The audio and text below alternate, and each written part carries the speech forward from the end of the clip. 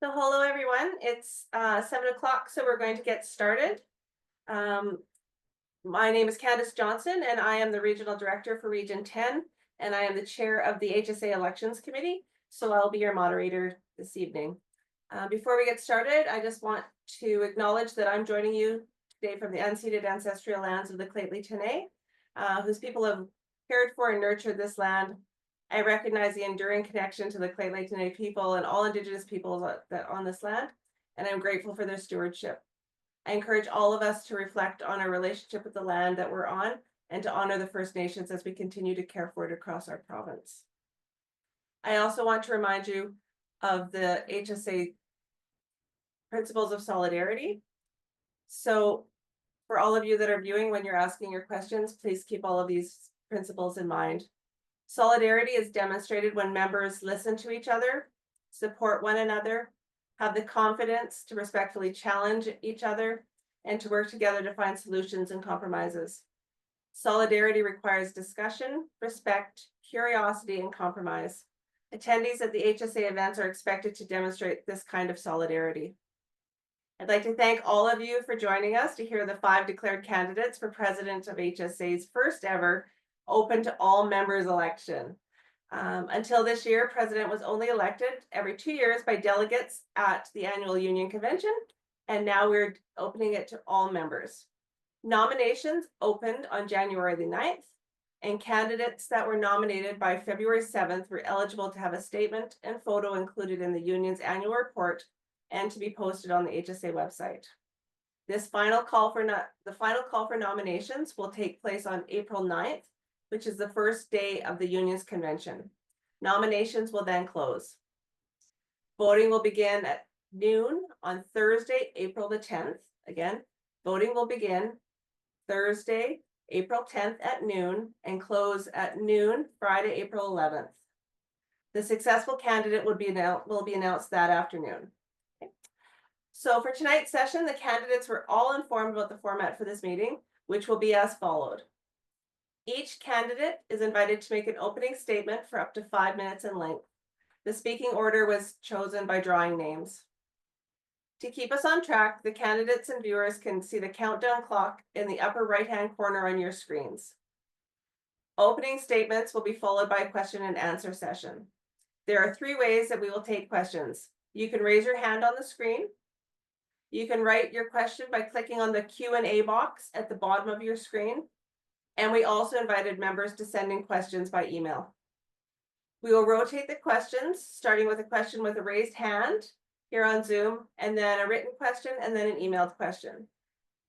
If you raise your hand to ask a question, when you're recognized, we'll turn your microphone on and you'll be invited to ask one single succinct question. Please ask your question and don't make a speech. Each candidate will have 1 minute to respond to each question. You may direct your question to a particular candidate, but all candidates will be given a chance to respond to each question. I will rotate the order of the candidates speaking throughout the questions and answers session. In interest of getting as many questions and topics as possible, if it sounds like your question has already been addressed, I will move on to the next person and ask the question for a new topic. I will pull the emailed questions out by random draw. If I pulled an email question that's already been asked by someone here online, I will discard the question and draw another one. At 8:10, or the conclusion of all our questions, we will wrap up the question and answer session with candidates have the opportunity to make a short closing statement of 2 minutes each.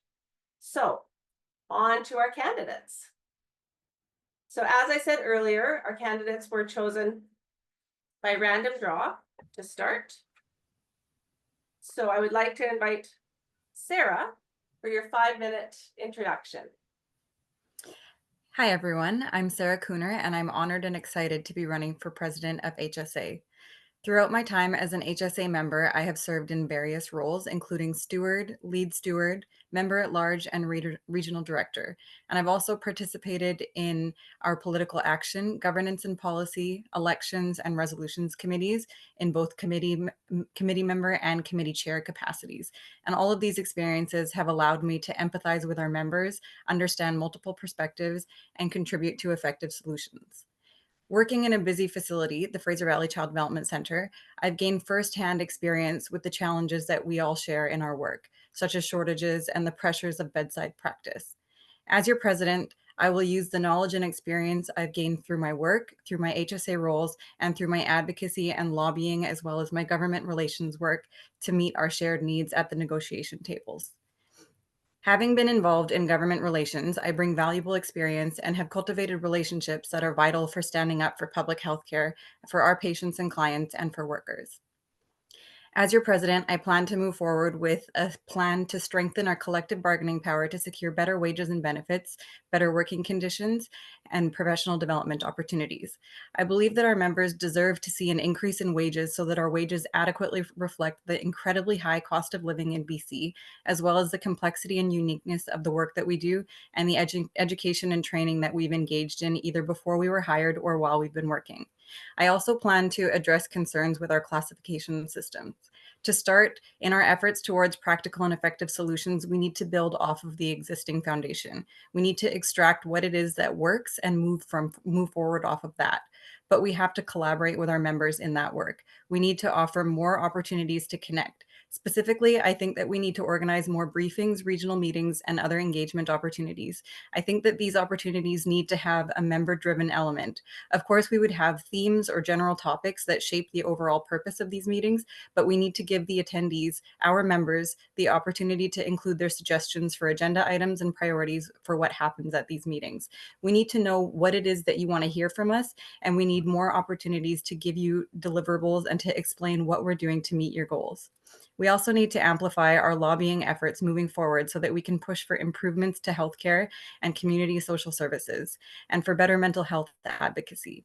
We have seen a lot of important work being done by staff to ensure that HSA is seen and heard by our current government, and I'm prepared to help forward those efforts. I have the experience and I'm prepared to use my voice and my skills. I won't shy away from making our concerns known or from disagreeing with plans and decisions that are not in the best interest of our members or the patients and clients that we serve. And finally, I plan to improve transparency by enhancing communication channels to keep members informed and engaged. We need to be open and honest, and we need to address member concerns head on. I understand that our last collective agreement was met with a lot of varying responses. I will not dismiss the concerns about its presentation or its rollout. I will remain transparent, open to feedback, and I will work with you to build a stronger union. I hope to earn your trust while working through my hands-on approach, seeking forward-thinking and long-term solutions that reflect the diversity and occupations that make up HSA. My work, my education, and my direct involvement with our members on the front lines give me a unique and informed outlook on member experiences. I have stood alongside you in my work as a member and as a steward, as well as a board member, and I will stand up for you as president. I will use my unique and fresh perspective and eagerness to work with you while remaining open to dialogue. I have stepped up to be a steward, then I stepped up to be a lead steward, then a member at large, followed by a regional director. And I'm now stepping up in this election because I think that my strengths will be most effective as president. Vote for me on April 10th to 11th in the first ever one member, one vote election.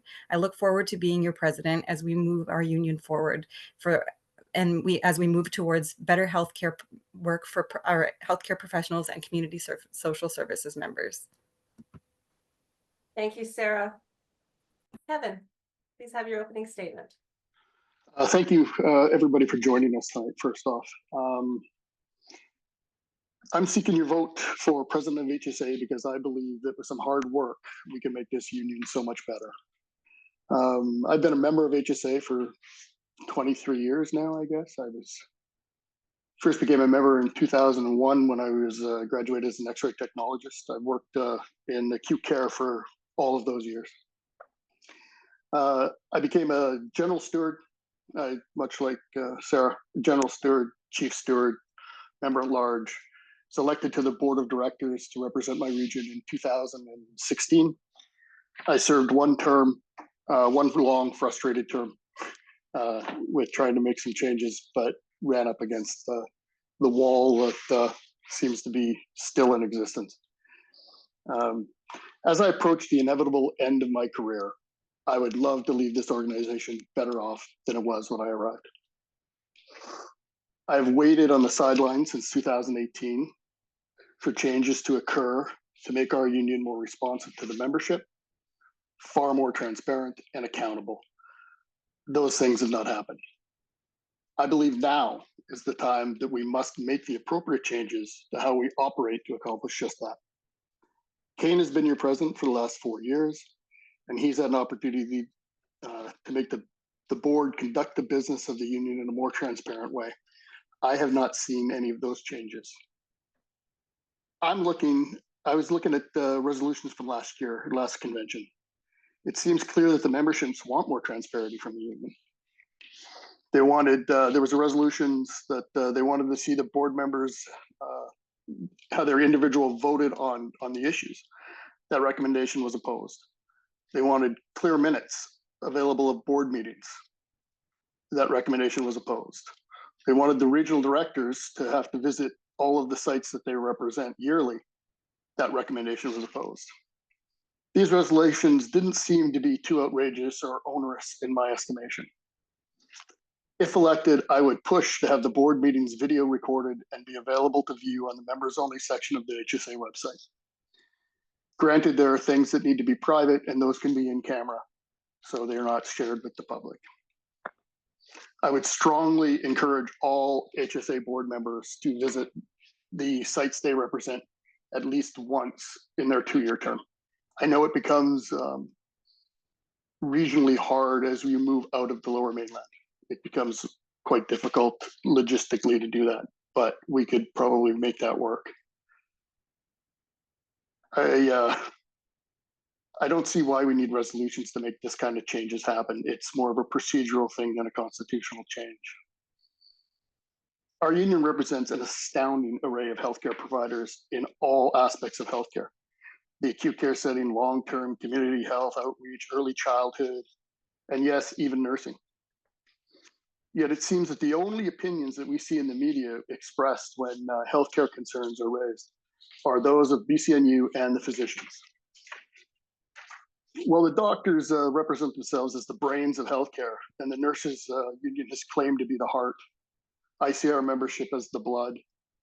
We're everywhere, and without the blood, those two things cease to function. It's time that we emerge from the shadows and claimed our rightful place as an essential providers of healthcare in British Columbia. How do we accomplish this? We need to undertake an aggressive media campaign in both traditional and social medias.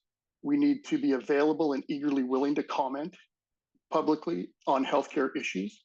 I feel we need to make a more assertive stance with the employer when it comes to our labor relations role. The protracted timelines in the grievance process is unacceptable. When it takes years for a grievance to come to fruition, both sides have been complicit in that. The collective agreement contains timelines for the grievance process that both parties have agreed to. Perhaps it's time to start enforcing those timelines. We're being told that the employer is refusing to engage in the avalanche of grievances from this new classification process. That's unacceptable. We have to force them to come to the table, and that's what I would strongly recommend our LROs do. We've become far more assertive in the process.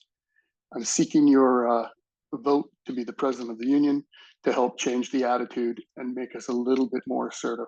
Thank you for your time. Thank you, Kevin. Dawn, you have 5 minutes. Good evening, everyone. First, I would like to acknowledge that I'm attending this meeting from the unceded territories of the Wasanich people who have lived on and cared for these lands immemorial. My name is Don Mabon, and I work as a medical lab technologist in Region 2, specifically at the Royal Jubilee Hospital since 2003. And for the last 2.5 years, I've been a general steward. I would now like to take this opportunity to thank all those in attendance and those who are able to watch the meeting at home online. For those of you who have not had a chance to read through the campaign statements, I encourage you to do so by visiting the website. There are 5 candidates, as you can see tonight, running for president with 4 statements available to review. I wish all candidates the best and hope that whoever is elected president represents all members with the respect we all deserve. My commitment to you is to increase a sense of solidarity and foster open communication, ensure transparency, and strengthen the foundation of trust between union leadership and every member of this union. This starts with effective listening. Every member deserves to have their voices, concerns, and ideas heard. I am dedicated to creating an environment where every member feels valued. I acknowledge that some decisions made by union leadership may be tough to accept, but I strongly believe that everyone deserves to know how and why they were made. I applaud any inroads our current leadership have made with government and acknowledge those relationships need to be strengthened further. In my current role in Island Health supporting point of care testing, I've experienced communicating and building rapport with fellow union members and members from other unions, non-contract and leadership. I will rely on these communication skills to deliver a clear understanding to government of the dire situation a lot of our professions are in. However, it is not enough to communicate these to government. We need the support of the public now more than ever. To this day, myself and so many colleagues are asked if they are a doctor or a nurse when informing someone we work in healthcare. We continue to be the invisible heartbeat of healthcare, and that must change. How do we get the message to the public? I promise to push for more effective marketing campaigns that are delivered through television and radio broadcasts as well as social media. We need the public to see what we do, and more importantly, the public needs to know what will be missing from healthcare without us.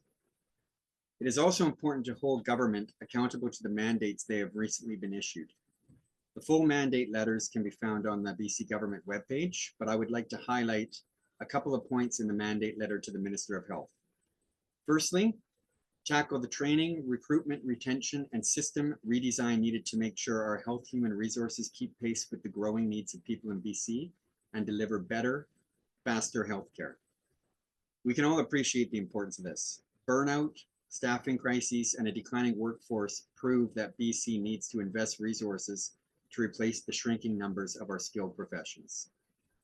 And secondly, reduce the cost of administration of healthcare system to focus resources on the front line, including a review of regional health authorities and incorporating an active role for doctors, nurses, and health science professionals in designing and implementing healthcare solutions. I am already seeing health authorities scramble in response to this. I have heard rumblings of spending freezes and reducing overtime. These are not the long-term solutions to the problem. The bloating of administrative positions must be addressed. Reducing overtime that health authorities have depended on for providing patients the essential healthcare they need is not the answer. Lastly, I acknowledge the Office of the President has no influence on bargaining. We have elected representatives to negotiate the details of our next contract. However, what I do promise is a message of options when an agreement is reached. Membership must understand the following. Voting yes on ratification means you accept the terms presented and feel we should not fight for more. It also means that any union yet to ratify may get more outside of the Me Too clause, as we saw with the last contract. And secondly, voting no sends a clear message to HEABC that we feel our worth is more valuable and it is time we are recognized for the important work we do. Furthermore, voting no is not a vote to strike. This is a separate vote. Our members deserve to have all facts and options presented to them in an unbiased fashion so that an opinion can be formed without fear. I welcome any questions from members tonight and leading up to convention, and will do my best to answer all, and will be honest if I do not have an answer at this time. Thank you, and I hope you will consider me for president. Thank you, Don. Kane, you have 5 minutes. Hi, everyone. I'm Kane Say, president of HSA. I use the pronouns he and him, and I'm coming to you from the unceded territories of the Musqueam, Squamish, and Tsleil-Waututh peoples. Now, it's been an honor to serve as your president for the past 4 years, and I've had the opportunity to meet many of you, but not all of you. So I want to start by telling you my story, which begins over 20 years ago at BC Cancer Agency in Vancouver. I was a bioinformatics technologist, and for those of you who don't know what we did, we sequenced DNA from human cancer cells and genomes to assist oncologists in treating incurable metastatic cancer. I knew I was part of a union when I started, but I really didn't understand what that meant. So I started attending chapter meetings, going to workshops and conventions, joining rallies, and this opened me up to a whole new world of amazing people, all of you. I couldn't do any of your jobs, and you probably couldn't do mine, but we all had instantly had meaningful conversations because we're smart, we're caring, and we're passionate. Right then, I knew that I could make HSA better in my own way, and I found that that was so rewarding. And this is before I was elected, before I even considered running for president. It was working alongside other HSA members whom I was proud to sit next to, making our union better by sharing the knowledge between us and supporting one another. So when I was elected to be your president in the June of 2021, that same philosophy is exactly what drove me. To engage us by communicating more about what's going on and teaching us how to maximize what's in our contracts. To create a union that was more participatory and could build up our reputation in both the public and with decision makers to get what we wanted. Now you can see a list of all of these accomplishments on my campaign website at kainsay.ca. Whether it's from educational videos on convention or the bargaining process, steward networking nights, mobilizing members through our CMET team, showing up at other unions' picket lines, putting HSA in the news to bring our issues into the media and on a national stage. It's a lot. Sometimes we've moved too fast, and other times we haven't moved fast enough. But I can definitely say that HSA has changed over the past 4 years. And one specific change, one that brings all of you here tonight, is one member, one vote for president. This is something that's been debated at HSA for as long as I've been attending conventions. And just like I said at the microphone at a convention about 10 years ago, I trust all of you that you're going to make the best and informed choice, as you always do and always will. So how are we tackling the biggest things that are facing you today, specifically pay and working conditions? Because ultimately, the big decision maker is the government that we have to work with. And the approach has been a multi-layered one. I've been forming relationships with government ministers provincially and federally, both through the meetings arranged in my role as HSA president, but also on my own time, whether that's attending their constituency events, volunteering in the community where I know they're going to be, because every single moment of time that I can get in front of them will remind them about who HSA is and who you are and what the work that you're doing. And we've encouraged members to do the same as well through our constituency liaison program, so they can also be having the one-on-one conversations with their MLA. But it goes beyond that.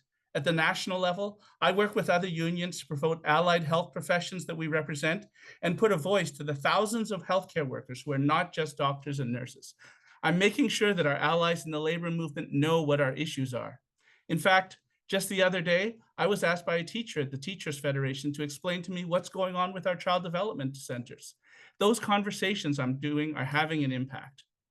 Now, in our last contract, we had 12 to 14% raises over 3 years, remains unparalleled in Canada for health science professionals. But that's not good enough. It's time to recognize and respect those of us who have kept the system running for our entire careers. Now, I'm not here to tell you that everything is great, because there are plenty of problems that you face every day that we're working on. And I'm also not here to tell you that I have a magic bullet to solve all our problems. You're going to hear from 4 other people highlighting everything that I should have done differently. What I am here to tell you is that tonight is that we are a stronger organization than we were 4 years ago. And that didn't come about without a lot of work, a little bit of luck, and a commitment to implementing the changes that you wanted. Let's continue to move forward together. I look forward to our discussions tonight. Thank you, Kane. Matt, you have 5 minutes. Your microphone. Hello, everyone. Thank you for being here. My name is Matt Wendman. I am a physiotherapist with 10 years experience at Island Health, and I've been a union steward since 2019. This year will mark my 5th convention as a delegate. My motivation to run is driven by one critical issue. Our union signed a settlement agreement permitting private agency workers into our publicly funded hospitals. This Trojan horse agreement has already led to an alarming increase in agency staff, and I fear it has set a dangerous precedent and seriously undermined our bargaining power. On HSA's website, it states its goal is, quote, nothing less than the preservation of public health care in Canada, end quote. And yet, The settlement agreement permits our employer to fill vacant union positions with private agency staff. This action is a betrayal to our collective union values. But amidst this challenge, I see an opportunity. The settlement agreement has revealed the market wage and incentives required to address our short staffing and workload issues. The numbers are illuminating. Agency wages up to 30% higher, in addition to free rent, resulting in total remuneration up to 70% higher. I have been recently informed that this pay package costs our taxpayers up to $140 an hour or $1,000 a day. This wage disparity highlights a harsh reality. Our wages have not kept pace with the true cost of living in BC. Over the last 35 years, HSA wages have increased by approximately 144%, while housing costs have skyrocketed by over 600%, and the cost of a mere loaf of bread by 230%. Meanwhile, 72% of healthcare workers nationally report financial stress, and 21% struggle to afford basic living expenses. It's no wonder our employer is forced to resort to higher paid agency staff to fill positions. There is a solution. We must return to our core mandate, ensuring higher and equitable pay for all members. To achieve this goal, we must demonstrate a willingness to take job action. I was disappointed at a recent Region 2 meeting to hear our lead negotiator state how proud she was of having avoided a strike. My mother was a lead steward for HSA while a lab tech back in the 80s. In contrast to our lead negotiator, she proudly tells me how she was involved with HSA's first strike, which resulted in the best contract settlement in the public sector. In fact, if you take the time to review HSA's history on their website, you will identify several instances of the union having made their best gains when job action was taken. These results demonstrate that if our union is prepared to fight, we can achieve the necessary wage increases to restore both our standard of living and the quality of our public health care. I urge you to join me in reclaiming our union's core mandate. Let's take a stand together and fight for the fair compensation and respect we deserve. Thank you. Thank you, Matt. So seeing no questions, hands raised yet, I'm going to start with one of our questions that are in the questions and answer. So, and it's not to any particular candidate. So the order will be Matt, Dawn, Kane, Kevin, then Sarah. Your question is, it seems that we've been asking the provincial government to deal with shortages for many years. While I appreciate that we have been working with other challenges, I'm very concerned that we aren't making much headway in increasing more positions in allied health, and this has resulted in huge wait times for clients. How do you propose to deal with this long-standing issue? Matt, you have 1 minute. Thank you very much for the question. I think I addressed that in my opening statement. We're going to address the shortages by increasing wages back to the buying power that we used to have in the 90s. You know, we were still proud of our public health care system back then. We didn't have the shortages, but you know, you could actually afford to buy a home. You could go to school and expect to have the standard of living that your parents had or better. But I think many of our members are finding that they do not have the same standard of living that their parents had, that they can't have the same dreams and goals met. Many are delaying families. Wages are the answer, and we have to force government, not ask them nicely, but force them to respect us and pay us properly. Thank you very much. Thank you. Dawn, you have 1 minute. Thank you for the question. What I'll say to this, and I can speak personally from this, is it's one thing to lobby the government for these to address these shortages. But there's another thing for the government to put pressure on the health authorities. The health authorities have far too much autonomy. I can speak to the lab. There's so much emphasis on recruitment, but I have seen half a dozen lab technologists in the last couple of years pick up, walk out the door, no exit interview, no concern to keep that individual.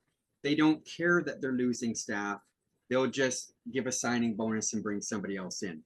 So I think the message that we need to send the government is that they need to remove some of this autonomy from the health authorities. They are running things how they feel it should be run, and it is not in the best interest of the public and addressing the shortages. Thank you. Kane, you have 1 minute. Thanks. Look, I totally agree with you. The shortages situation is bad. And what we have to do is look at continuing to negotiate stronger contracts. In our last contract, that brought many of our professions ranked from either 7th to 10th in the country up to 1st to 3rd.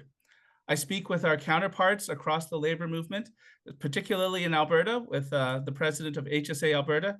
He tells us that his members are starting to come across to BC because of the way that we have climbed that in our last agreement. But that's not enough. And I continue to advocate and lobby when I'm at the government and with the ministers to say these incentives are starting to work. The changes aren't going to happen overnight, and they need to continue these efforts and continue to give us strong wages and build on the advantage that we have in BC in attracting health professionals from all across the country, because that's what it's going to take. Thank you, Kane. Sarah. Oh, sorry, Kevin. Sorry, Kevin. Hi, yeah, it's a complex question. It's just, we can't just pull people out of thin air, number one. So we need to increase training spots. That's a government problem. Schools are slow to turn around when they've reduced their intakes. I know imaging, they reduced and now they're trying to increase. It's hard to do in a short amount of time. The best thing that the union can do, and as we move into bargaining, is advocate for the best possible wage and benefit package. That's our job as a union, is to provide our membership the best possible compensation. That's our role in recruitment and retention. It's the employer's job to recruit and retain. We help that by getting the best possible compensation package. And we got to force them to maybe not rely on overtime. We actually are a little bit complicit with the problem. So maybe an overtime issue, maybe a ban. Thank you. Sarah. Yeah, I recognize and agree that it is frustrating that we are stagnant when we're moving against the government, and liaising with the government isn't moving us forward nearly as quickly or in the right direction that we would like it to go. However, I don't think that shifting completely away from that is necessarily the action. We still have to work on strengthening our advocacy. We still have to engage with the policymakers and the governments, because we cannot just simply increase wages without increasing funding through government means. And I think that part of that, it's already been mentioned, recruitment and retention is what we need to focus on. And as far as recruitment and initiatives, we have things like incentives for working in rural locations, educational incentives, and we are working through our lobby work, working with different educational agencies and pushing for ourselves to be more visible and all of these different things. But as I'm running out of time, as far as retention, we are really focusing on finding ways to expand that. We have a lot of bonuses for people going into rural areas, but we need to keep the ones that. Thank you. Sorry about the last one. My check mark got ahead of me. So I'm going to take an email question and then I'll move to our question from Ash. So our email question was from Graham Park at BC Children's Hospital. Can I ask the candidates their thoughts on recent classifications? It's caused division among lab techs and will do nothing to encourage staff to move into managerial positions. I'd like to move from Kane, Sarah, Matt, Don, then Kevin. So Kane, you have 1 minute. Thanks for the question. Boy, that reclassification system is something that we hear about a lot, and I completely understand. It's a system that has been in place previously for almost the life of HSA, And really, we've moved quite hard to redesign it and to build something better for the future. The system has delivered pay increases to 70% of our members, but it hasn't been perfect, and we know that. We've talked to the employer, we've filed grievances, we've gone to arbitration. In some cases, we've been successful, but in some cases, we haven't. But what I can say is that the classification system is an issue on many of our minds, and your bargaining team has a very strong mandate to make sure that they address this in the next round of bargaining as well. And I definitely think that when in the next round, you know, if those aren't addressed, well, then the members are going to vote with that at the ballot box as well. Thank you, Sarah. I think that the major concern here is that people are feeling that this was not an effective way to ensure that fair compensation is given for the work that our members are doing. And I think that members are feeling like they're not being able to have a voice in this work. We need to be reaching out to members and actively seeking their input and finding out what it is that they want to see and how they want to see that, and then ensure that we're hitting those marks.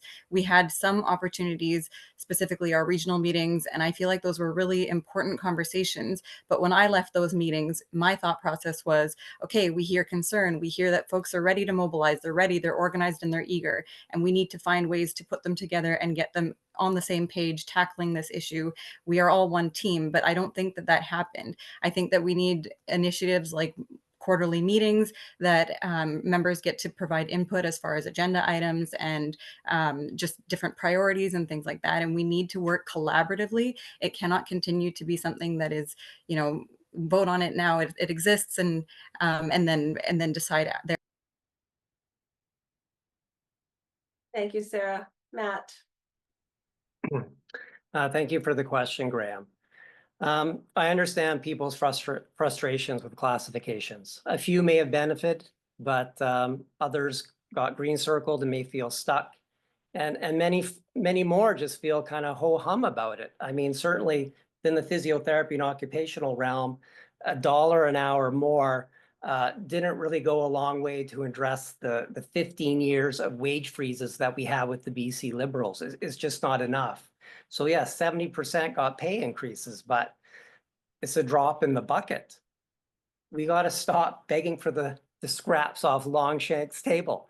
And sorry, I'm a Braveheart fan. We've got to demand more. We must demand our fair share of the pie. And that is going to mean not asking nicely, is going to mean job action. Thank you very much. Thank you, Dawn. Thanks for the question, Graham. This is a topic that I'm very passionate about. This was one of the catalysts that actually got me moving in this direction. When we were presented with this classification system, we were promised a modernized system that would recognize the specialized skills of members. And I refer to the whole classification system as a complete disaster, demoralizing and destructive to individuals. To say when Kane speaks that 70% of people saw wage increases, that's one thing, but it is fair to acknowledge that everyone above grade 2 was a sacrificial lamb. When I was at the Regional 2 meeting, the union acknowledged that HABC knew a lot would get that increase, 70%, but the others would see a huge decrease, and that is just not right. Some of my colleagues, their positions are seeing a greater than a 20,000 per annum decrease. Although they're green circled, it means nothing. Kevin. Yeah, the classifications thing is a big deal. I think we did a really unbelievably poor job of educating our membership. I don't think memos about what it is and telephone meetings are helpful. We need to meet the members in their workplace. We need to meet them where they live to tell them exactly why we as a union think that this is a benefit to them, a net benefit. The green circling part it just feels like a leash. Yeah, you're green circled, you're not going to lose any money at this point, but you are trapped in the facility that you're currently working in.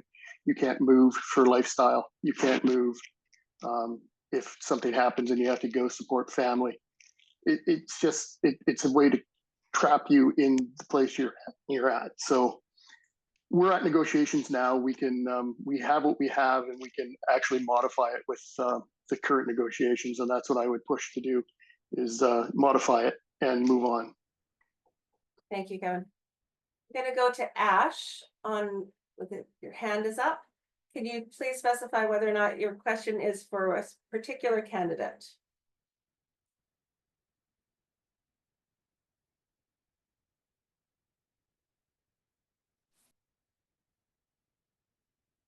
Hi, Ash. Is your question for a particular candidate or for all candidates? Your microphone is off. Hi, Candice, can you hear me? Yeah, we can hear you now. Thank you, Ash. No problem. Candice, my question is for Sarah. Okay, so then we'll start Sarah. There will be, and then if you have the opportunity, then Matt, Kevin, Don, and then Kane. Go ahead, Ash. Sarah, I wanted to know, how are you going to address the issues faced by mental health workers? I'm sorry, are you able to provide any more specifics? Yes. Go Like, ahead. in your opening statement, I heard that, you were concentrating on classifications and different other things, but yeah, I mean, mental health workers are like the minority of the, like, from the union, but, our issues are really different, like, example, wages, being short staffed and various other things. So I just wanted to like touch on that, like, I mean, if you don't even have the idea like what issues mental health workers are facing, then how do you think you're going to address them once you become the president? Thank you, Ash. Sarah. Thank you. Thank you for clarifying. I just wanted to ensure that I was answering correctly. So I am aware of some of the concerns that our mental health professionals are facing. I work at a facility that does have a lot of professionals that work in that capacity.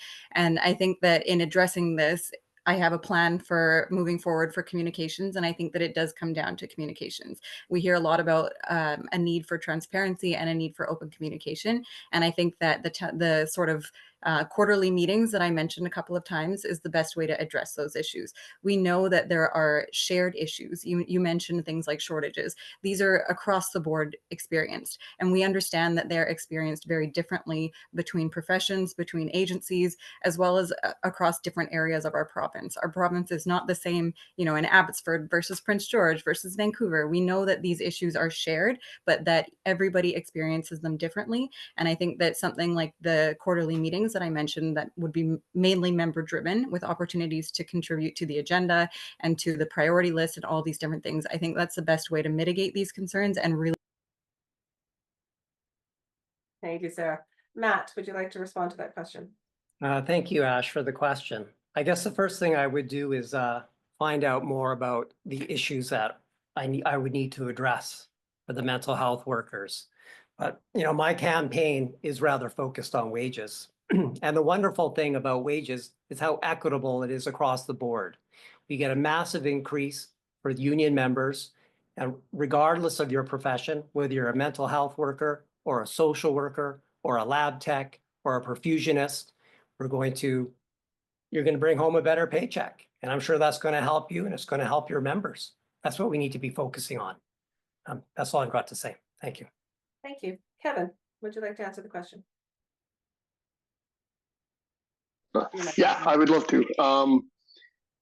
It's a hard question. Like, I don't know much about mental health workers. I guess, we would have to address their concerns in a face-to-face meeting. Like, I don't know what bargaining association they're in, quite frankly. If they're in the HSPVA, I'm quite fluent in that one. But if you're in the community health services, I'm not an expert in that. And while pushing for massive wage increases is always a nice thing, and it's a great selling point,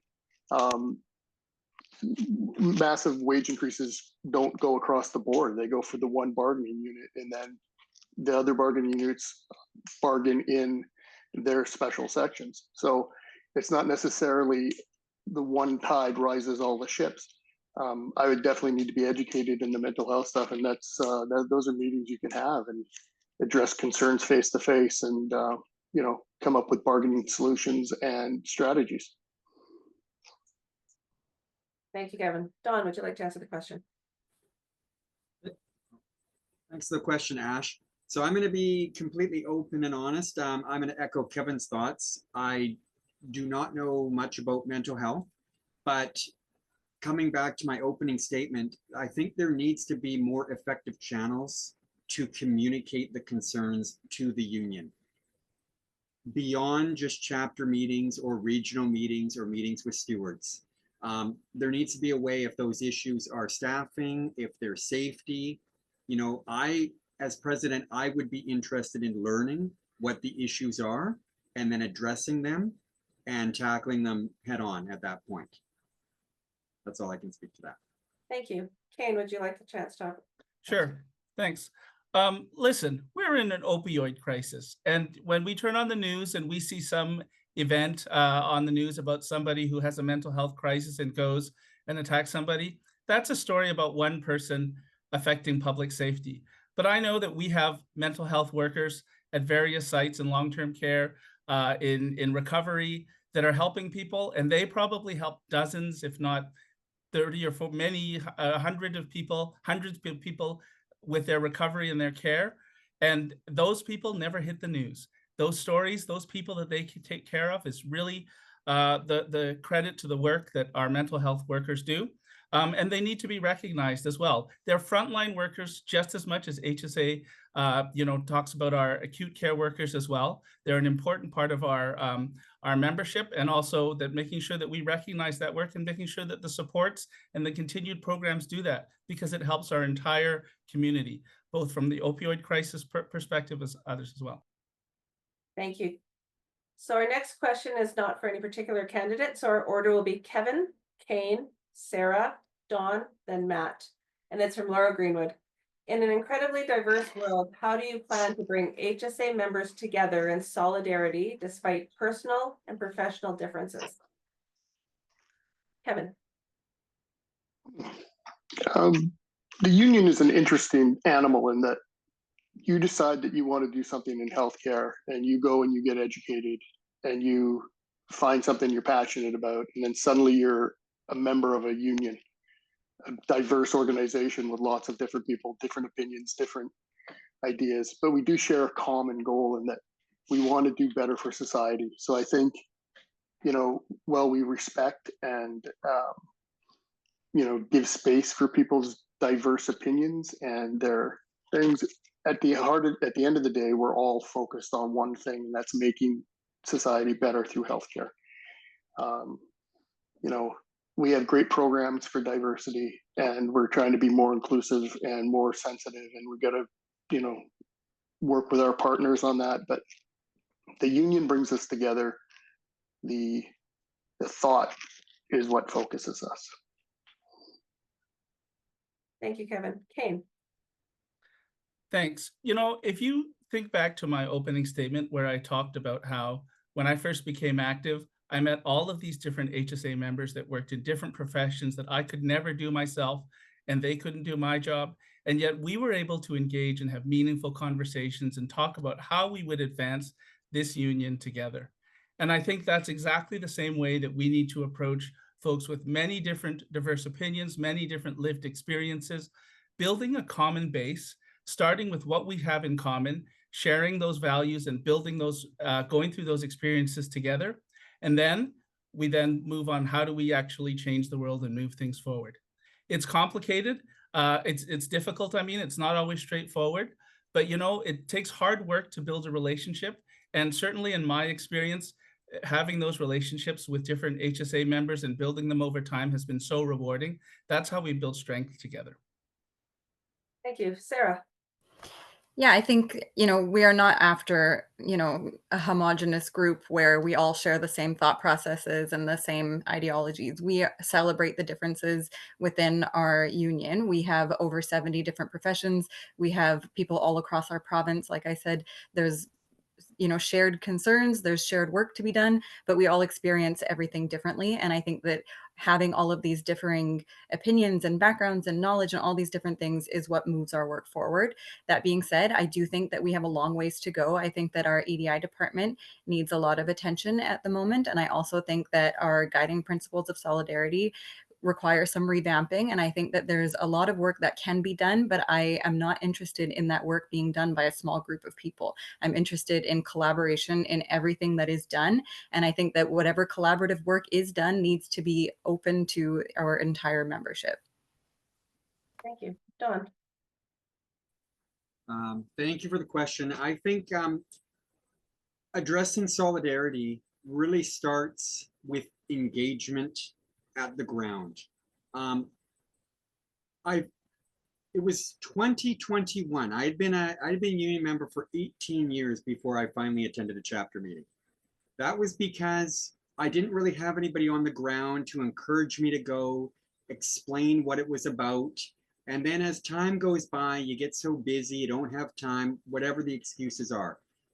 And I don't want to say pass this on to the stewards, but almost if we had another position, some kind of an engagement, volunteers at the facility level to encourage members to attend, explain what it is about. I will say that in my time at the chapter meetings at the Royal Jubilee Hospital, I have felt a sense of solidarity and union with the members that are there, but I wish more could attend. Yeah. So I'm going to an email question, and it's a question directed for Matt. So our order will be Matt, Kane, Dawn, Kevin, then Sarah, if you'd like to answer it. And it's from Mandy Ayers from Haida Gwaii. The question is for Hold Matt. on. I don't think I got an opportunity to answer the last I'm so sorry, Matt. I'm so sorry. Sorry, Candace. Can I go ahead? Yes, please. I'm told you I'm check marks. Sorry. All right, you can start that timer. I don't have too much to say. But, Martin Luther King Jr. answered the question when he said, "A genuine leader is not a searcher for consensus, but a molder of consensus." So to build solidarity, what I'm trying to do here today is unite the union for a fight for higher wages. We need to get behind this together. That's my answer. Thank you very much. Thank you, and I apologize, but you're first on the next question. So from Mandy at Haida Gwaii, the election statement, in your election statement, you said HSA has signed a recent settlement agreement permitting private agency workers to do the same jobs for substantially more pay. What settlement is this, and what's your solution for small rural sites that rely on agency staff to be able to continue providing services to these communities? Questions to you, Matt. Yeah, thank you very much for the question, Mandy.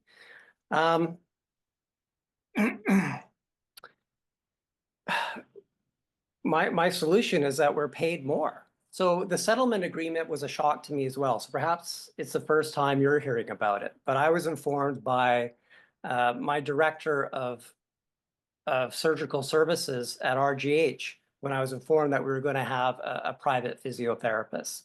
And when I asked her why she was hiring an agency, a private member, I didn't know that was possible. But she told me it was to change the culture. She had changed the culture of the nursing department with agency nurses, and she looked forward to doing it with the rehab department. So I saw it as a union breaking measure. I understand that the rural areas have trouble attracting people, but the solution is not to break up public health care and effectively create a two-tier system. Thank you. Kane, would you like an opportunity to answer the same question? Sure. Agency staffing is something that we have been facing at HSA for in the public healthcare sector for probably decades, probably since Bill 29. We've filed multiple grievances against it to try and address this problem. And ultimately what's happening is that it's kind of a double-edged sword. On the one hand, you have rural areas so that without agency staffing, the staff have to take overtime and then just to go home and be on call again. This is a big problem, and it's something that we need to work on and continue to address. I've had conversations with our health minister. I've had conversations at the SOS Medicare conference that I was at last week, talking about the dangers of HSA, of agency staffing, and how we need to address it, how it's causing a problem with our members who are getting demoralized working next to somebody who's making much more than they are. And this is a problem. We need the federal government and the provincial government to ban this practice. And we need to continue to do that because It's not a solution to the problems. Absolutely not. Dawn, would you like to answer the question? Yes. When Kane visited the Jubilee Hospital, I did mention this to him that, you know, at the national level, they do need to scrap this agency program. Addressing it right now, though, for rural areas where you need agency staff, the employer should certainly then be giving some kind of an incentive to the staff that are there. It's not fair that you're working side by side with somebody that is making substantially more than you, getting a per diem for food and accommodation. What is to stop employees in any health authority just from leaving, going to a staffing solution, getting hired on as agency, and bouncing around the province? So I agree with Kane. This needs to be addressed at a provincial level and a national level. Then all the agency nurses will just have to pick a job and go there. I empathize with the rural sites, though. Thank you. Kevin, would you like to answer the question? Yeah, I'm glad Matt is just experiencing this now.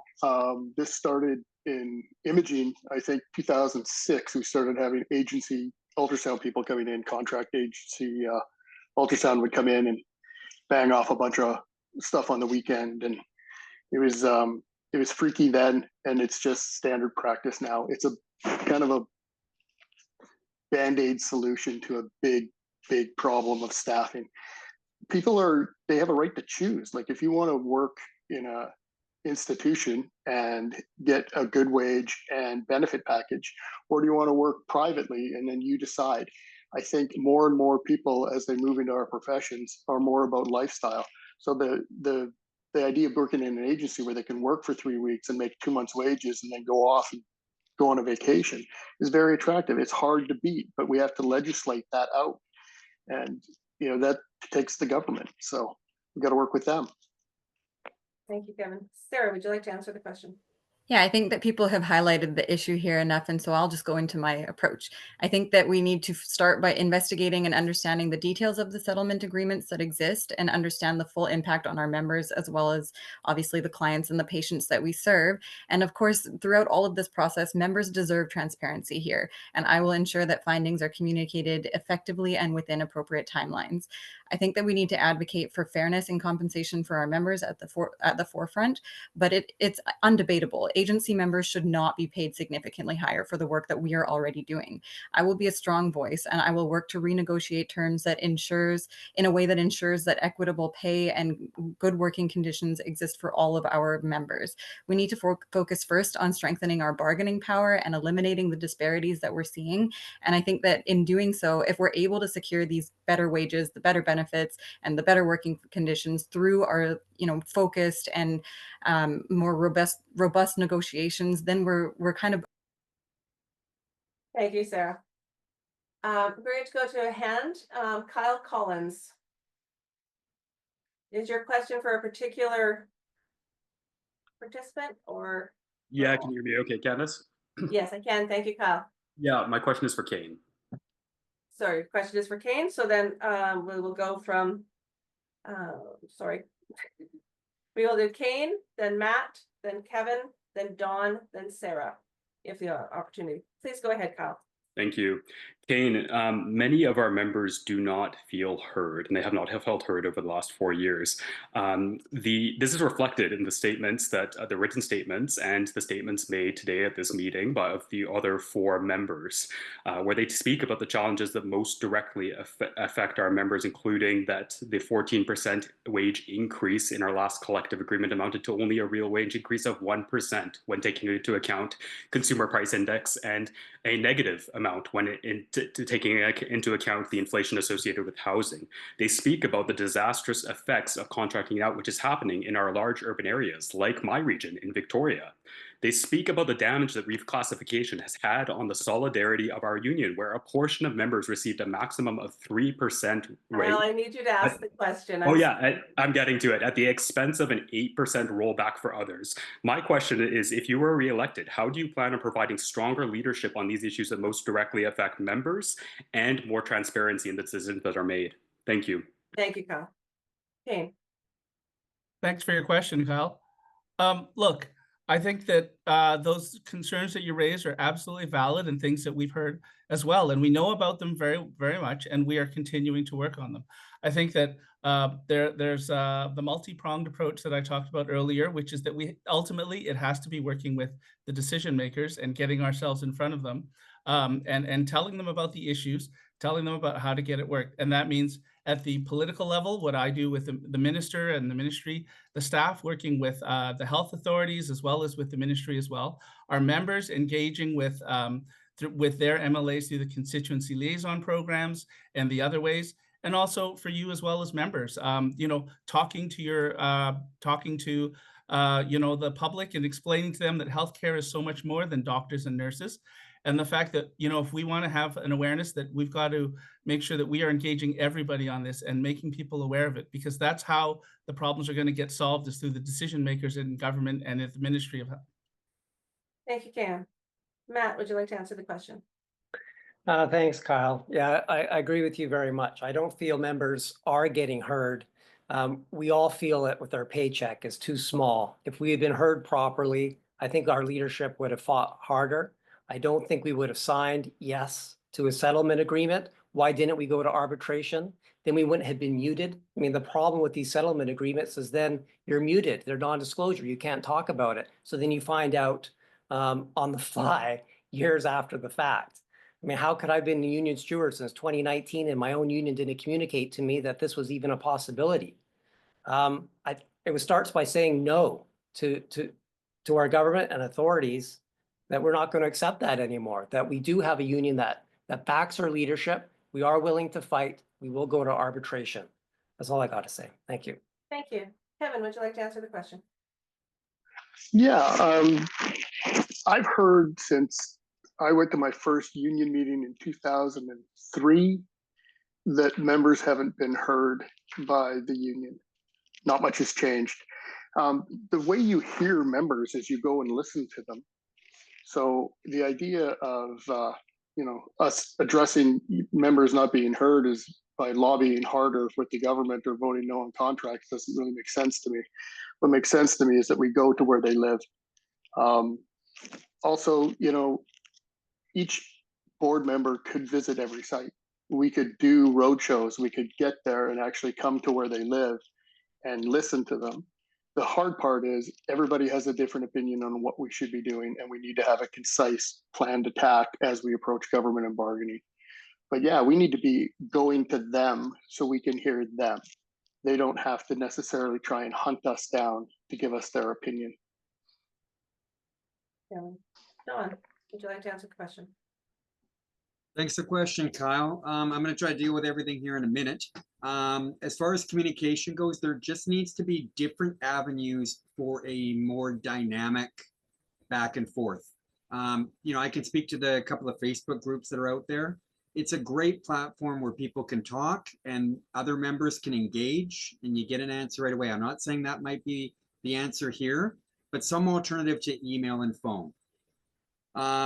The classification system, at our last chapter meeting, I was informed that the government is aware of this system and the union is not going to get involved in what the conversations that might be taking place between HSA and HABC. And then to speak to, when Kane talks about successes and wage increases, certainly in our next bargaining, I hope that not just the general wage increase, but also factoring in inflation and the consumer price index. That should definitely be part of it. Thank you, Don. Sarah, would you like to answer the question? Yeah, I think we all agree that this issue needs to be discussed and needs to be addressed. But I think that, in my opinion, a good leader is always first a good listener, and second, a good leader is someone who is unwavering in the face of conflict. We know that we were met with a lot of upset here, but I don't view it as something to shy away from. I view it as something for us to work together on. I know that I've talked a lot about engagement opportunities, but what I haven't gotten to yet is my plan to have a take-home item for you. We need something for you to be able to take back to your chapter. When we had that briefing on the last contract, I think that a lot of people work together to come up with a PowerPoint or something to take back to their chapter, but there was nothing uniform provided by the union for you to take back to your chapter. I think moving forward, we can work with our communications department, we can work with staff to have something that we can actually continue to disseminate information in a meaningful way. We can't have all of our members attend every single meeting, but we need to be able to be accountable to them in some way. And I think that that would meet that need. Thank you, Sarah. I'm gonna go to one of our questions on, so Rachel Tutt, and our answers will come from Dawn, then Matt, Sarah, Kane, and then Kevin. What is your view on two-tiered private hospitals and diagnostic scans? Dawn, to you. Why? Oh, sorry, I might, oh, not. Yeah, muted. you're good. I don't think two-tier is really fair. It gives the wealthy an advantage. And, as we can see what's happening in the South, right? The elite are going to benefit from, that man that they put in power. So I think strengthening a one-tier healthcare system, increasing services, increasing staffing, investing in the schools, in the education. I think that is the answer. I think the two-tier creates an opportunity where more people are likely to leave, go to that system, because the carrot's dangling and maybe they'll get more money, more pay. And I just don't think it's fair that some people would have an opportunity to pay for a procedure or a service and others do not. Thank you. Matt. Yeah, thank you for the question, Rachel. Well, I'm dead set against two-tier. I mean, we can see what it's doing. It's sucking staff out of our public system into the private. There aren't a shortage of physiotherapists. There are plenty of physiotherapists. They're all in the private sector making 70% more. As far as the diagnostic scans, I'm glad you brought it up. I mean, Life Labs is owned by an American corporation. We're sending Canadians money to Americans. They're siphoning off the profits from our own pockets. Instead, we should be directing it right back into public health care. There should not be a two-tier system. It is a problem. No more two-tiered system. Thank you very much. That's all I have to say. Thank you. Sarah. Yeah, so the speakers before me have touched on equity and fairness issues involved here. And I want to add that this sort of system can drain the resources from the public system and really exacerbate the staffing shortages. This is something that I've spoken against in many different forums. We really can't afford these shortages in our public sector, and we really can't afford for our hardworking staff to be depleted to the point where quality of care decreases. We really need to work together and advocate in conjunction with one another for public healthcare, to keep public healthcare public and to ensure that we don't lose the resources that we are already so strapped for. We need to work together, and there are many other things that we need to work to avoid, things like the introduction of AI and the impacts that has on our public healthcare system. And this is something that we cannot we can't fall into this trap. We have to work to avoid the two-tier system as quickly and efficiently as we possibly can. Thank you, Sarah. Kane. Thanks. The two-tier system is not, as I think we all agree here, is not the system that will work moving forward. The problem is that, the two-tier system, we can see that often it takes, for example, some of the easier cases, it diagnoses them or gives problems with them. And then when there are problems that they can't deal with, they send them back into the public care system to deal with. It's insidious, and it's also can appear in hidden ways, like where a government service is provided, and so the patient is not pulling out their credit card to pay for it. The government is paying for it, and yet still the service is provided by a private provider. It's not an efficient use of our tax dollars, and it's part of our Canadian identity to have a single-payer, universal public healthcare system. We should defend it, and I know that there are companies in the U.S. that are targeting, trying to make money and profits off of the public dollar, and we should try to fight it in every way we can, including through the BC Health Coalition. Kevin. Thanks, Rachel, for the question. You always ask the nice, easy ones, eh, Rachel? Yeah. There's been a two-tier system like almost forever. The problem, like Kane highlighted, was that people go to the private system to get a knee surgery, And then all of the follow-up is done in the public system. If you want to have a private system, that's great. Like if you can afford to be a private person and go and have surgery, you need to stay in your lane and stay at that clinic and not come in and get all of your diagnostics done in public. Have your surgery done in a private and then come back to public. It mixes the problem. Private does take a lot of pressure off of our diagnostics. So, you know, there is a place for that. The interesting thing is the government pays them when, you know, they sign contracts for them to take over some of our overflow. So it's an interesting dynamic. Thank you. Our next question will be an email question, and it comes from Nancy Hay from St. Paul's Hospital. And the first question will be for Kane, Matt, Kevin, Sarah, then Dawn. So how have you supported workers in the wider labor movement? Kane. Thanks for the question. Listen, this is about in the wider labor movement. We work with the BC Federation of Labor, which represents 450,000 workers across the province, as well as with our national union, NUPCI, which is 500,000 workers as well. What supporting our workers means that we are out there, I'm out there on the picket lines and encouraging all of you, anytime you want to join me, you know, head out to your local picket lines, join your labor council, you know, be a part of the constituency liaison program. But also it means that when we're at different events like the BC Federation of Labor Convention that we recently had, our members are out there telling them about our stories. And I'm doing that as well in all forums, trying to make sure that people understand what HSA is doing, what the members that we represent, and the important work that we do in the healthcare system.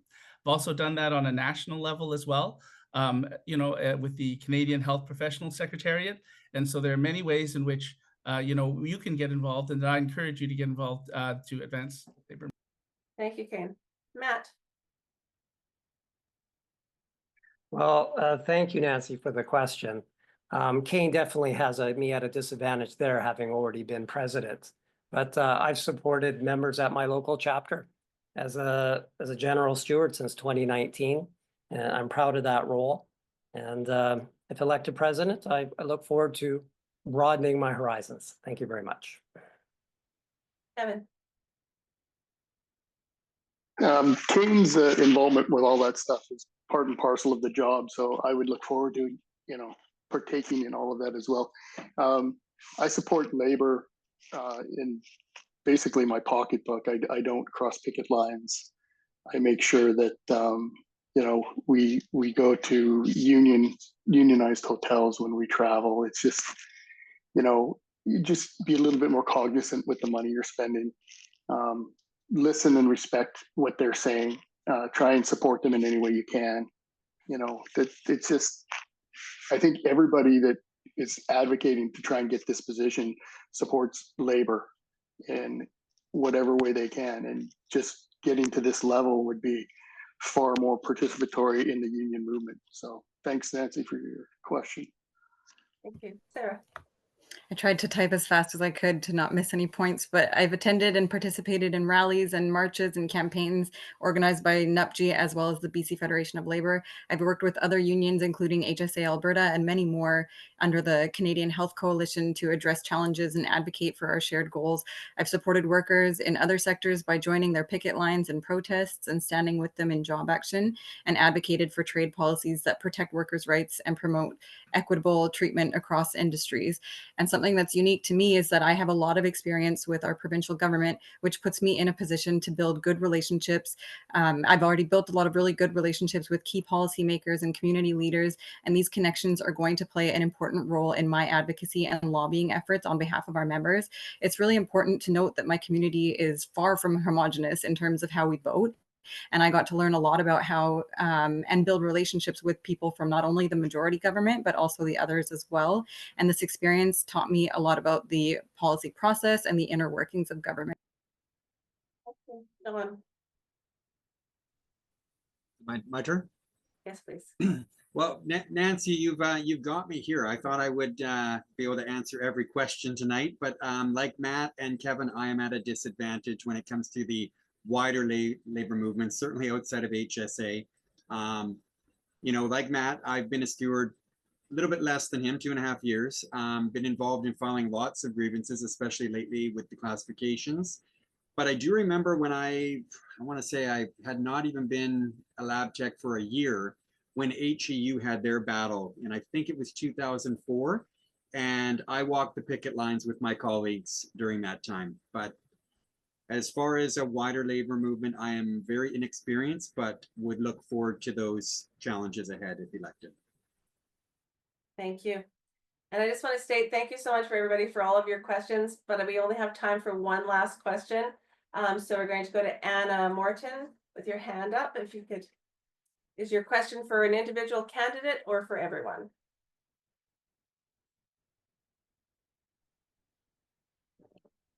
Hello, Hi, Anna. Is your question for everyone or for an individual? it's for everyone. Great. So just 1 second. So then we'll go Sarah, Dawn, Matt, Kane, then Kevin. Please go ahead, Anna. Thank you. I just want to make a statement. I appreciate everybody's running for candidacy, as I think it's important to promote the values of public health and the efforts of our union. My question is about, and some of the people that are running will know this, I have been concerned about our union's lack of educating members about politics and who to vote for and who represents us. So my question is around, how are you going to help our members become critical thinkers and not just receive bulletins about who they should vote for? How to get union members actually involved in the process and appreciating what it means to be a union member, what it means to be supporting public. Thank you, Anna. Sarah.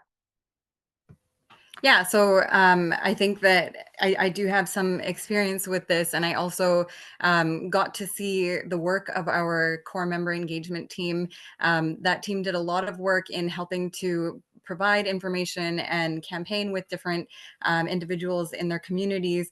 It's a tough line to walk because we are a nonpartisan organization, and there are unions that are partisan. However, that is not something that HSA has at the moment. That being said, HSA has been working on a lot of plans, and I plan to continue that work in making sure that members are educated on all of the policies. In the last election, we were at a really unique kind of situation where we had fewer parties than the typical election, and it was interesting to see the ways that the union chose to move forward as far as educating kind of the competitive parties in the moment. And I think that this is work that we can learn from and move forward. I do know that in this instance, we were looking at a situation where. Thank you, Sarah. Dawn. Sure, if it was my turn. Thanks for the question, Anna. I think this again comes back to engagement right from the ground up. I know we have these discussions at our chapter meetings about, the orientation of new members. It seems to be that has kind of fallen through the cracks over the years. So I would like, as soon as someone is hired and they are in HSA, there should be contact from someone. And again, I don't think that's fair to pass on to the stewards, but even creating another volunteer position. I also think it's important that,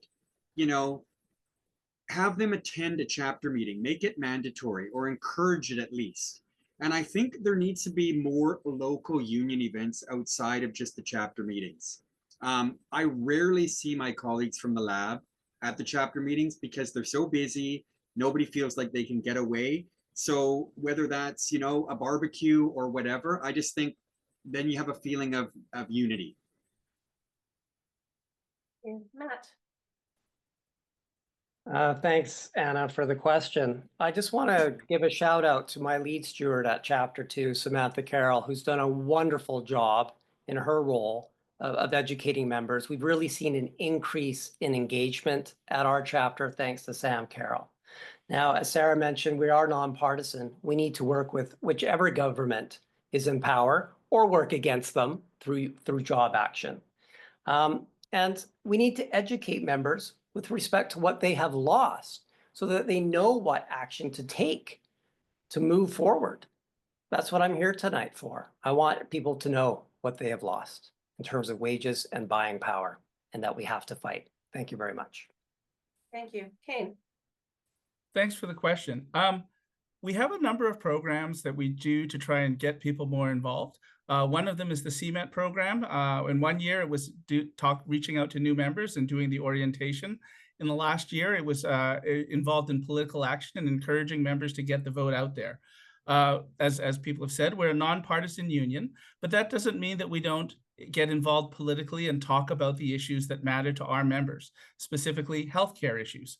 And so we do provide information, and we can always do a better job about outlining the various parties and their platforms and how they plan to address them in the election, so that members are informed and educated and can make that choice of who will best suit whether it's public health care or it's their own interest as a healthcare worker. We also work closely with the CLC, the Canadian Labour Congress, who offers various programs on political action training. They're very involved. And we also share information from the labor councils as well, when they talk about endorsing certain candidates based on their stance on social justice and political issues and healthcare. Thank you, Kane. Kevin? Yeah, thanks, Anna. Good question to close on. It's so easy to get to if you yes or no. I don't think the union can make anybody critically think, Anna, no matter how much time we spend with them. We can provide them with information, and that's all we do. The union purports itself to be nonpartisan. I don't really believe they are, just because of the way we support political candidates with our policies. But that's an argument for another time. I would never, ever want someone to tell me how to vote. I would like them to provide me with information so I can make a critical decision on my own. Most of our members are nice, like all of our members are quite bright. Everyone is educated. They can take the information and filter it through their brain and make an informed decision on what's best for them. If it's, that's all we do. We provide the information. They give it their thoughts. Thank you, Kevin. And I want to thank everyone for your questions. I got to see some amazing questions and I wish we could have gotten to all of them. Thank you so much for your participation. I want to turn it over to the candidates to do their 2-minute closing statements. And the order was drawn earlier as well. So I'm going to turn it over to Matt. You have 2 minutes for your closing statement. Thank you, fellow members and candidates, for taking an active interest in your union and our future tonight. I am here to provide a voice for HSA members who are fed up with years of inadequate wage increases, real wage attrition that has led to severe staff shortages and threatened our public healthcare system. I am providing an alternative to a president who signed a settlement agreement permitting higher paid private staff in our hospitals without so much as a whimper, let alone a fight. In contrast, I pledge to fight for higher wages and public health care. Our incumbent has argued that our last contract included some of the highest pay increases over the last 20 years. But he won't tell you what I will. Wages still fell behind the true cost of living in this province. Food prices and housing each increased more than 28% between 2017 and 2023. To move forward, we need to educate our members about what they've truly lost. We need to stop bargaining against the government's CPI numbers that understate inflation. We need to stop advising members to ratify agreements below the cost of living increase. And finally, we need to prepare our union and members to fight, both psychologically and financially. On election day, vote to fight for fair wages and for the respect we deserve. Let's rise up to demand a better future, not just for ourselves, but also for our families and our communities that depend on strong public health care. Thank you. Thank you, Matt. Kevin, 2 minutes for your closing, please. Closing. Harry, I'd just like to thank, I don't know, everyone that showed up tonight to actually pay attention and listen. What I would encourage all of you to do is you're going to make an informed decision about who you want to be your leader moving forward. I would encourage you to talk to your coworkers, because not everybody knows that they get a first chance to vote ever in a presidential election, which is unbelievably important. It's a huge historic thing for our union. And memo after memo after memo doesn't really seem to get the message out. I work in a tiny little hospital at Eagle Ridge now, moved down from the interior, and nobody knew. I told lab techs and I've told physiotherapists, they think we have one. And I told, all my ultrasound techs, but nobody knew that they could vote. They don't know how. They're waiting for the emails to come. I told them, be alert, actually read the emails from the union, because that's an important thing to do, right? I just want to advocate for transparency for the membership. I think the membership needs to know how we do our business and what we do. And if we do that, I think they'll be happy, because in the grand scheme of things, we're doing the best we possibly can for the membership. We have to listen to them, be reactive to what they want, and partner with them in this motion to move forward. Like, we can try and force the government to give us way more money, but money doesn't solve the problem of people. We can't replace people with money. So, it's a huge multi-pronged thing, and I think we have the right ideas. We just have to be a little bit more assertive in our demands for service, and we have to be very public. I don't understand why it's just BCNU and doctors talking on the news when there's a healthcare issue. It should be us. We're everywhere. We represent far more of a swath than they do. So I hope that you vote for anybody. I would love if you voted for me. Thank you. Thank you, Kevin. Kane, you have 2 minutes for your closing. Thanks. I want to thank everyone for joining us tonight and for your questions. I've got pages and pages, you cannot see that, of notes. And when I started this evening, I talked about my approach to make HSA a union that we can all participate in and that we can all build strength by sharing our knowledge. It's something that I've learned that bringing about change is not easy, but it's certainly worth the effort. Over the past 4 years, I've shown that it's possible to make these big changes and still negotiate contracts that lead the nation through a combination of collaboration, respect, communication, and relationship building. I'm not satisfied that our problems are solved yet, and I hope that you share my vision that we can achieve this together in a smart and collaborative way. Now, whether you work in acute care, in a cancer center, at a child development center, or in community social services, addiction, recovery, or transition houses, I do want to thank you for all the work that you do. Because we have over 70 professions in HSA, and I'm not going to be able to list them all in 2 minutes. But I do know that each of you has helped so many British Columbians, whether or not they interact with you or see you every day. You're a vital part of their journey towards healing and recovery, and that's what I'm going to continue to promote to make sure that British Columbians know the role that we do. To learn more about my campaign, just visit my website at canesay.ca or follow me on Instagram at canesay.hsabc. Please vote for me on April 10th. Thank you. Thank you. Sarah, 2 minutes for your closing, please. Thank you all for your time and attention tonight. My work and my experiences give me a unique perspective and a unique skill set. I'm running for president because I believe that I will be a strong leader. I understand that as president, there will be challenges and there will be unpopular messages that need to be delivered, but I know that our members deserve to receive those messages openly and honestly. I won't shy away from that conflict. I will be honest and open to feedback. I will work collaboratively and in order to cultivate an environment where members are confident reaching out to enact change. I am decisive and I am organized, but I am first and foremost a dedicated listener. If elected, I will focus on working with you. Together, we will fortify our union. We will move forward together in collaboration, and we will seek input on what matters to our members and what members want to be informed on. We will learn what members want to change and what they want to see in the immediate and distant future. I will prioritize strengthening our bargaining power, addressing classifications concerns, amplifying our lobbying efforts, and enhancing communication and keeping members engaged. My leadership style is rooted in transparency, honesty, and of course, a willingness to listen and work with our members. Together, we will build a stronger and more resilient HSA. I have done the work and I have gained the relevant experience necessary to be an effective president. In this election, I ask that you trust in me.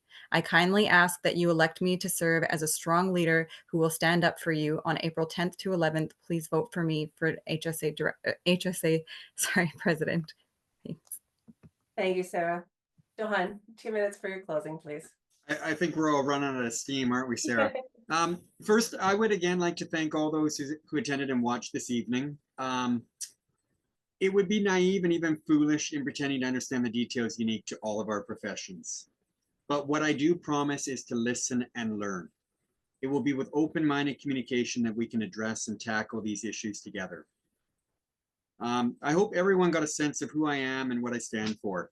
And I sincerely hope that there's a feeling from those that attended tonight that I will fight for all members and represent you with the utmost respect and stand up for you. I plan to engage with membership in the coming weeks and welcome any further questions or concerns. Again, speaking to what Kevin had to say, this is an historical election that all members do have a vote.